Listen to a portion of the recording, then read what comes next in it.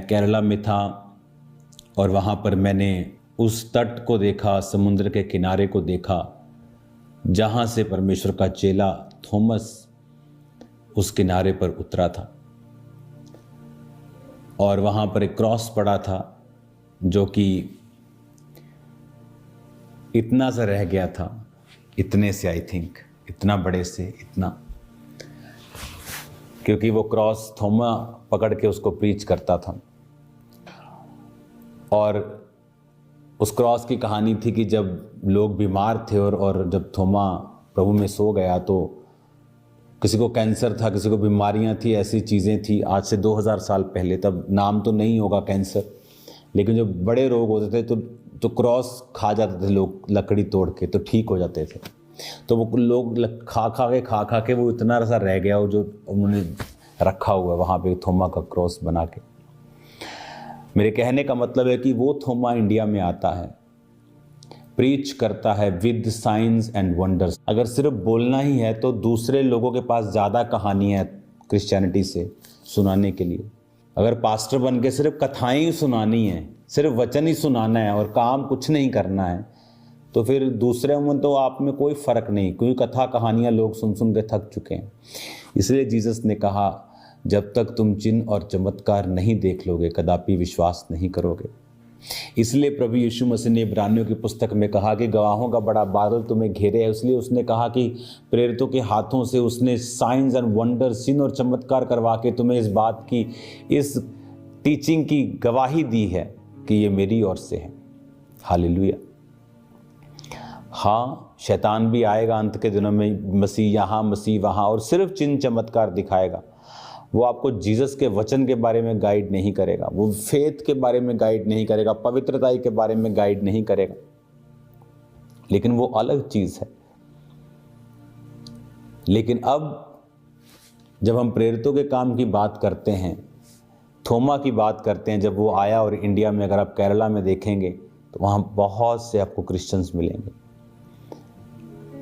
चेन्नई, तमिलनाडु में उनकी मृत्यु हुई और वहाँ भी आपको उनकी बहुत बेदारी देखने को मिलती है।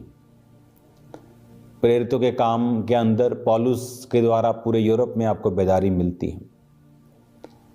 मिडल ईस्ट के कुछ देशों में आप देखते हैं, इजराइल में देखते हैं, बेदारी मिलती है।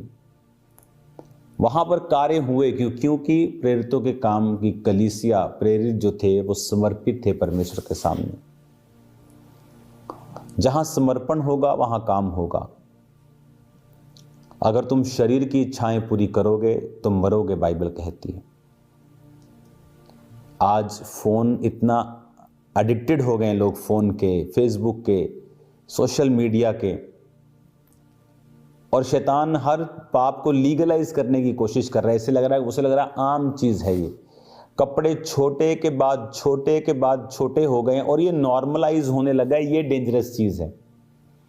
पहले भी लोग छोटे पहनते होंगे, पहले भी वैश्याएं थी, लेकिन अब ये ऐसा लग रहा है कि दिस इज नॉर्मल लाइफ। और जब शरीर की इच्छा पूरी होगी वहां शैतान काम करेगा। आज ज्यादा बीमारियों से लोग घिरे हुए हैं, जवानी में ही घिरे हुए हैं। वो डिप्रेशन, वो ट्रबल जो पहले कहीं किसी को होता था, आज हर चौथा पांचवा बच्चा आप देखेंगे डिप्रेशन में है। अगर पाप बढ़ेगा, शैतान के काम भी बढ़ेंगे। पाप शैतान की रोटी है।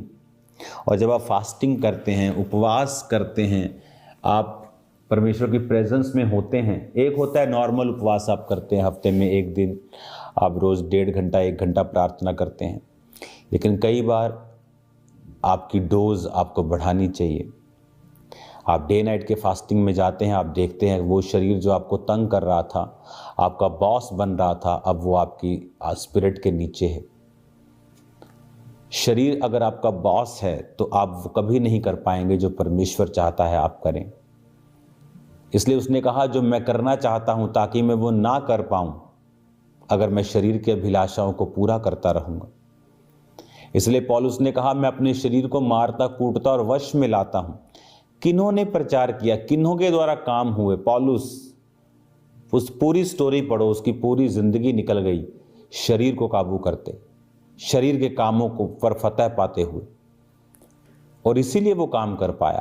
पतरस, याकूब, यूहन्ना, थॉमस अपनी जान की परवाह नहीं की और इंडिया में आके वो प्रीच करता है। प्रभु का देखो कितना बड़ा फजल है कि प्रभु का एक चेला 12 में से, देखो 200 के करीब देश हैं, तब 200 नहीं होंगे तो थोड़े कम होंगे, और देखो परमेश्वर का एक चेला इंडिया में आता है कि परमेश्वर को मालूम था कि आने वाले सालों में क्या होगा, किस प्रकार की बेदारी को लोग देखेंगे। आप जो देख रहे हैं ये सदियों में एक बार होता है, और आपको और कलीसिया को समर्पित रहना है। अपने आप कुछ नहीं होता। थोमा ने प्राइस पे किया है, पौलुस ने प्राइस पे किया है। प्रेरितों के काम में बेदारी क्यों थी? हर व्यक्ति समर्पित था। प्रेरित कहते थे कि हम और कोई काम नहीं करेंगे, प्रार्थना और वचन की सेवकाई करेंगे।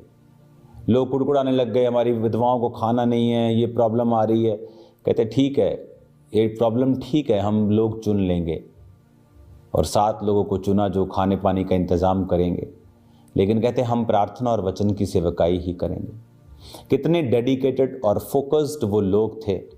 एक दिन में 5,000 बैप्टिज्म, 3,000 बैप्टिज्म। इमेजिन करो 3,000 बैप्टिज्म एक दिन में। हालेलुया।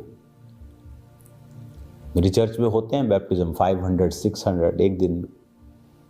हालेलुया। आने वाले